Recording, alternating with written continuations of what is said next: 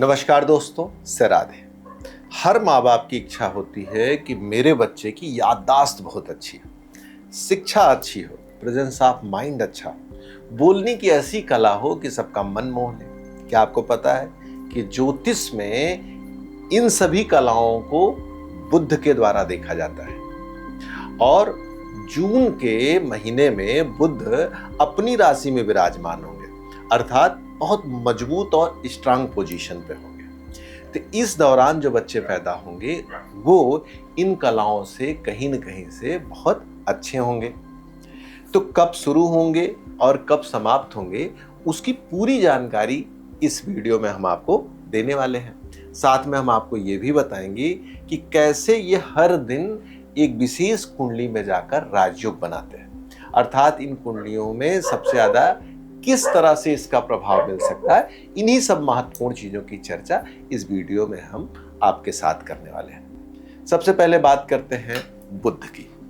बुध ग्रह राजकुमार है, अर्थात जब किसी भी कुंडली में अच्छा हो तो कहा जाता है ये लोग बढ़ती उम्र के साथ भी यंग दिखाई देते हैं। इनकी बातचीत की कला बड़ी सुंदर होती है, कैसे बातों को रखा जाए, लेखन की कला अद्भुत होती है, मेमोरी पावर बहुत अच्छा होता है और ये कैसे चीजों को मैनेज किया जाता है, फाइनेंस को कैसे मैनेज किया है, इन सभी चीजों के कहीं न कहीं ये माहिर होते हैं। इसीलिए चाहे लेखन हो, चाहे वाचन हो, मतलब बोलने की कला हो, चाहे एक्टिंग हो, चाहे फाइनेंस हो, चाहे बैंकिंग हो, हर क्षेत्र में इनको खूब देखा जाता है।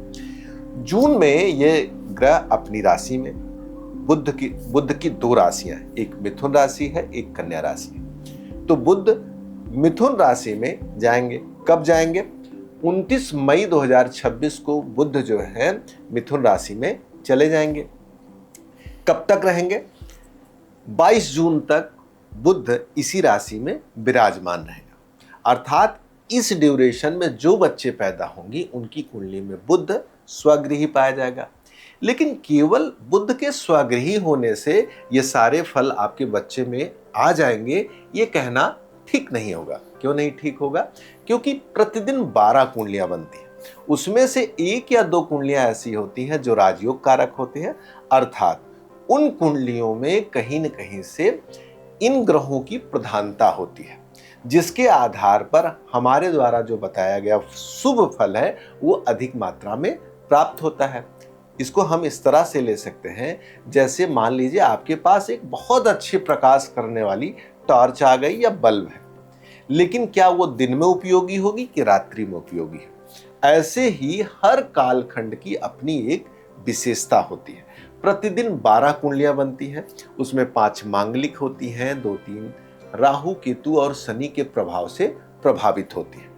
एक या दो ऐसी कुंडली होती हैं जिनमें ग्रहों का शुभ और बेहतरीन योग देखा जाता है, और जो ये योग और संयोग होता है इसका ही विशेष प्रभाव बच्चे के जीवन पर देखा जाता है। तो बहुत सारे ऐसे परिवार होंगे जिनके घर नई संतान आने वाली होगी, और संतान आने वाली है, इस संभावना और खुशी से माँ बाप अपने आने वाले बच्चे के लिए एक सुनहरा गोल्डन भविष्य देखना चाहते हैं। उसके लिए वो एक अच्छे समय की तलाश करते हैं, क्योंकि जब हम डॉक्टर के पास जाते हैं तो कई बार डॉक्टर ये बोलते हैं कि जो बच्चा पैदा होने वाला है वो थोड़ा सा कुछ ऐसी दिक्कतें हैं जिसके कारण से प्राकृतिक रूप से नॉर्मल डिलीवरी की तरफ नहीं जा रहा है। उसमें क्या करना पड़ेगा?